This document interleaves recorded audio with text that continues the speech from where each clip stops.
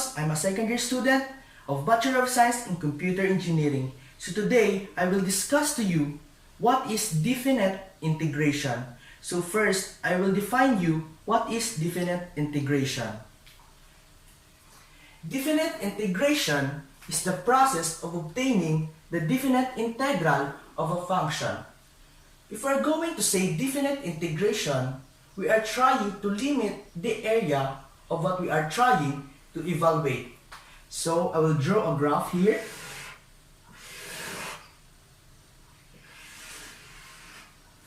So this is our interval A, and this is our interval B, and this is our f of x in our x-axis. Our concern here is to find this area. The area between interval A and B is equivalent to our formula, which is integral of f of x dx is equals to f of b minus f of a, where big F is the integral of small f, and our interval here is a and b. We will add this interval. After we add the interval, we will obtain the integral. Then we substitute the limits where a is the lower limit and b is the upper limit. Find the difference of these two intervals so that we will get the final answer. Okay, so that's the concept of definite integration. So let's have an example.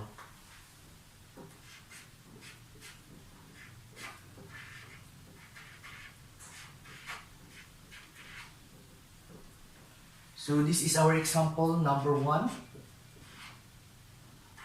Integral of 5x minus 2 raised to 3 dx. And our interval here is 0 and 1. So first, let's find the value of our u. Our value of our u is 5x, and our value of our du, which is the derivative of 5x, is 5, and our dx is equals to du over 5. So let's solve.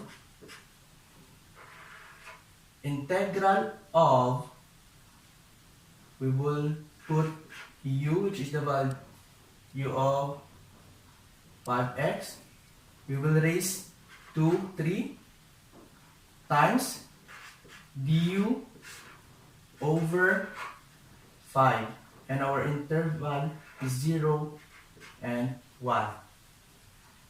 And u, it will become 4 plus 1 here for the exponent, and over 20. 20 because our denominator is 5, then times to the exponent, which is 4, is equals to 20. And bracket, and our interval is 0, 1. Then let's substitute the value of u, which is 5x minus 2 raised to 4 divided by 20, and bracket, our interval is 0 and 1. So we will apply the formula of f of b minus f of a. 5 times our interval here is 1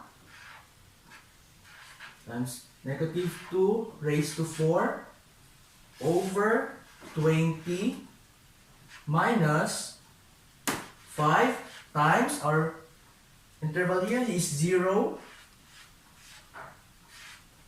times negative 2 raised to 4 over 20 was 5 times 1, 5 minus 2 equals to 3.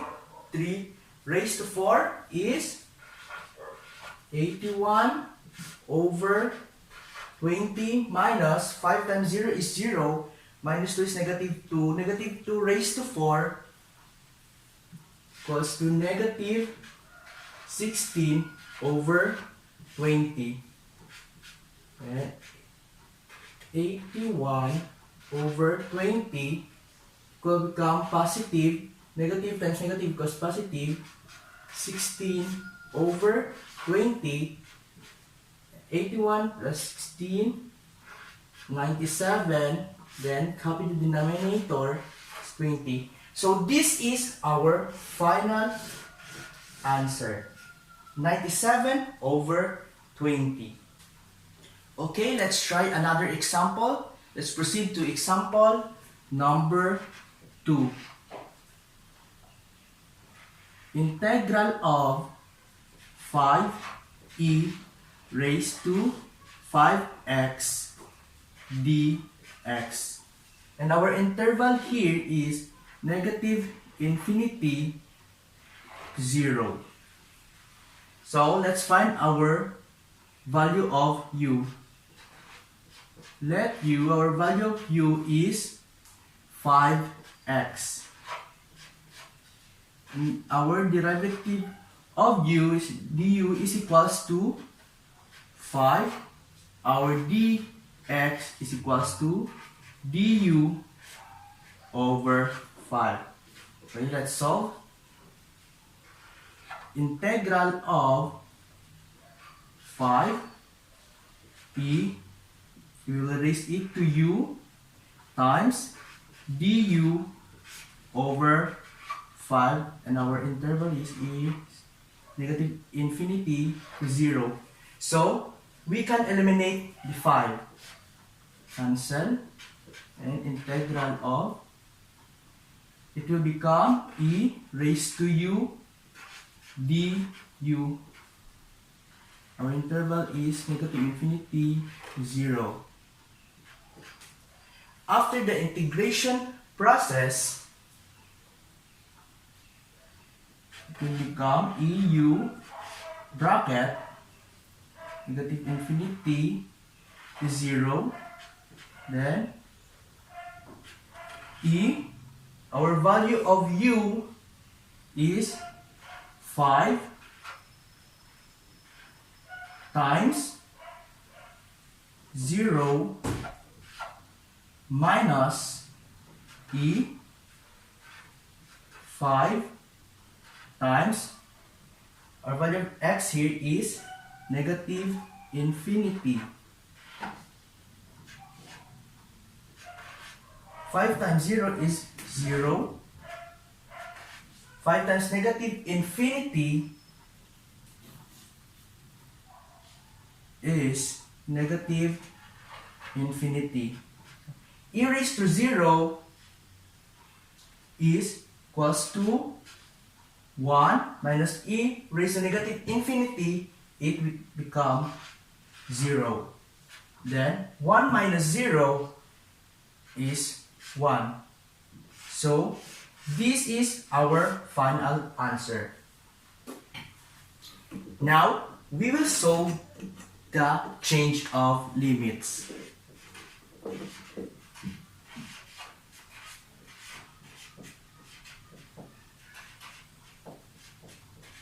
Okay, let's solve the change of limits. So our function here is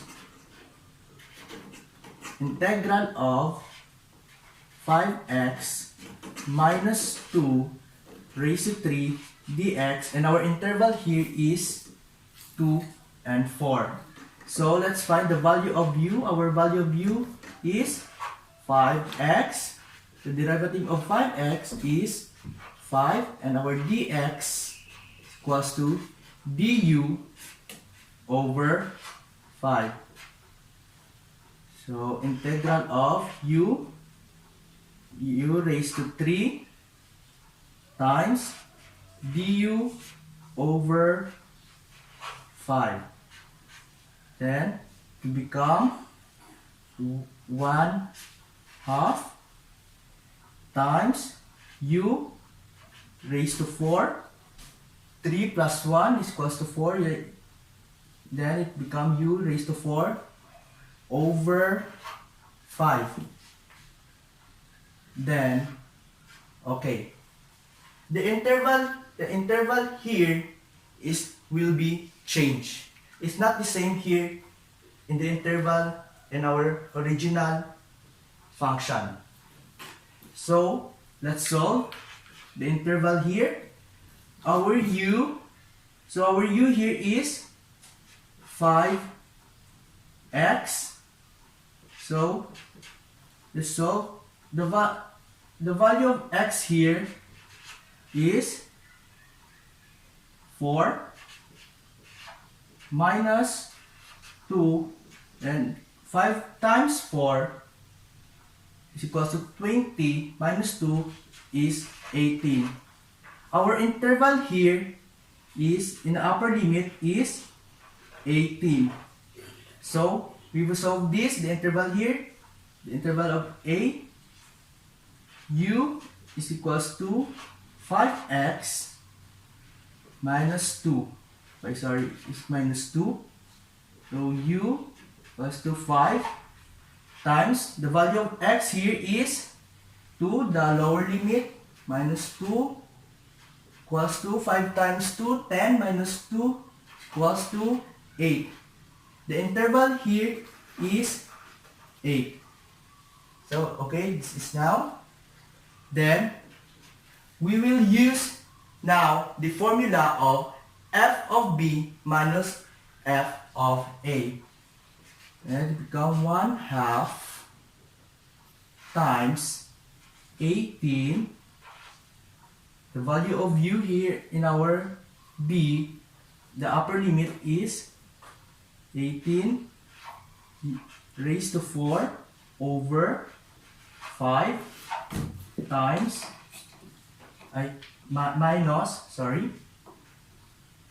minus our value of u here is, the lower limit is 8 raised to 4 over 5. Okay, 1/2 times, okay, 18 raised to 4 over 5 is 26,224 minus 8 raised to 4 over 5 is 1,024. 1/2 times 26,224 minus 1,024 equals to 25,220. 1/2 times 25,220 is 12,610. So, alright, this is our final answer, 12,610. So, this is how we solve the change of limit. Okay, that's all for today. Thank you for listening. I hope you learned a lot from me and you can understand my discussion. So you can apply this to your Calculus 2 in Chapter 3, which is definite integration. Thank you.